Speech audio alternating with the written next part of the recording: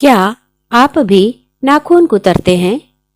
यह आदत आपके मन की गुप्त कहानी कहती है।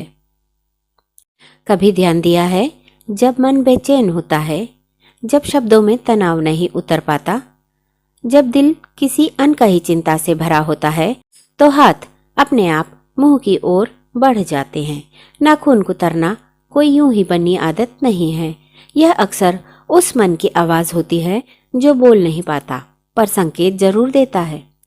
आज की खुशबू वाली बातें में हम बात करेंगे एक ऐसी आदत की जिसे लोग बचपन की शरारत समझकर नजरअंदाज कर देते हैं, लेकिन इसके पीछे छिपी होती है मन की गहरी उलझन। आप देख रहे हैं खुशबू वाली बातें, जहां हर विषय केवल जानकारी नहीं बल्कि एहसास बनकर दिल तक पहुंचता है। यहाँ हम छोटी छोटी आदतों में छुपे बड़े भावनात्मक सच तलाशते हैं। नाखून चबाना क्या दर्शाता है? नाखून चबाना अक्सर घबराहट, तनाव, असुरक्षा, आत्मसंघर्ष का संकेत होता है। यह आदत तब बढ़ती है जब मन भीतर ही भीतर कुछ कुतर रहा होता है। नाखून कुतरने की आदत नेल बाइटिंग बहुत से लोगों में पाई जाती है, और यह केवल एक छोटी सी आदत नहीं होती। इसके पीछे मन और भावनाओं की गहरी वजहें छुपी होती हैं। नाखून कुतरने की आदत क्या बताती है? नाखून कुतरना अक्सर बेचैनी, तनाव, डर, ऊब, अधिक सोचने का संकेत होता है। कई बार इंसान को खुद भी पता नहीं चलता और अपने आप हाथ मुंह तक पहुंच जाता है। इसके क्या कारण हैं?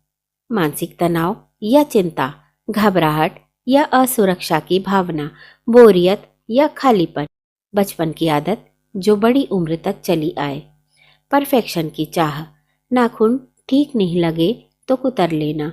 यह आदत ज्यादातर तब दिखती है जब आप ज्यादा सोचते हैं, आप खुद पर जरूरत से ज्यादा दबाव डालते हैं, आप अपनी भावनाएं खुलकर व्यक्त नहीं कर पाते। बचपन से जुड़ा मनोवैज्ञानिक संबंध, कई लोगों में यह आदत बचपन से ही शुरू होती है। जब बच्चे डर, डांट या तुलना से गुजरते हैं, तो मन को शांत करने के लिए शरीर कोई ना कोई रास्ता ढूंढ लेता है। नाखून चबाना असल में खुद को दिलासा देने की एक कोशिश होती है।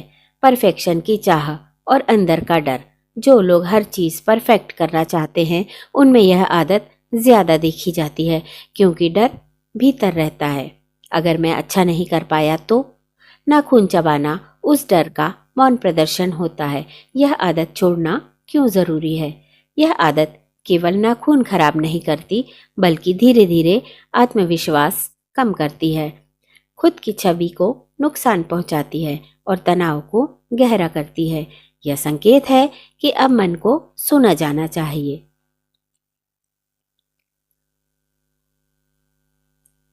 क्या नुकसान है इसके? नाखून और उंगलियों में संक्रमण, दांतों पर बुरा असर, हाथों की सुंदरता पर प्रभाव, आत्मविश्वास में कमी। इस आदत से कैसे बाहर आएं? सबसे पहले खुद को दोष देना बंद करें। जब भी हाथ मुंह की ओर जाएं, एक गहरी सांस लें। अपनी चिंता को शब्दों में लिखें, हाथों को व्यस्त रखें और सबसे जरूरी, खुद के प्रति दयालु बने। याद रखिए, यह आदत नहीं, एक संदेश है। इस आदत से कैसे छुटकारा पाएं? जब भी नाखून कुतरने का मन हो, गहरी सांस लें, हाथों को व्यस्त रखें, नाखून छोटे और साफ रखें। तनाव कम करने के लिए ध्यान या प्राणायाम। खुद को डांटे नहीं, समझें, धीरे धीरे बदलें। एक बात याद रखें, नाखून कुतरने वाला व्यक्ति कमजोर नहीं होता, बल्कि वह अंदर से बहुत कुछ महसूस कर रहा होता है। जरूरत है खुद को समझने और प्यार से सुधारने की। नाखून चबाना कमजोरी नहीं है, यह उस मन की पुकार है जो समझे जाने की चाह रखता है। जब आप खुद को समझना शुरू करेंगे, तो ये आदतें अपने आप बदलने लगेंगी। अगर आप यह बात पसंद करते हैं, तो खुशबू वाली बातें को लाइक, शेयर, सब्सक्राइब जरूर कीजिए, क्योंकि यहाँ बातें होती हैं जो मन को हल्का कर देती हैं। आपकी भी क्या समस्या है? अगर हाँ तो हमें बताइए, कमेंट बॉक्स में ज़रूर लिखिए। जय श्री राम।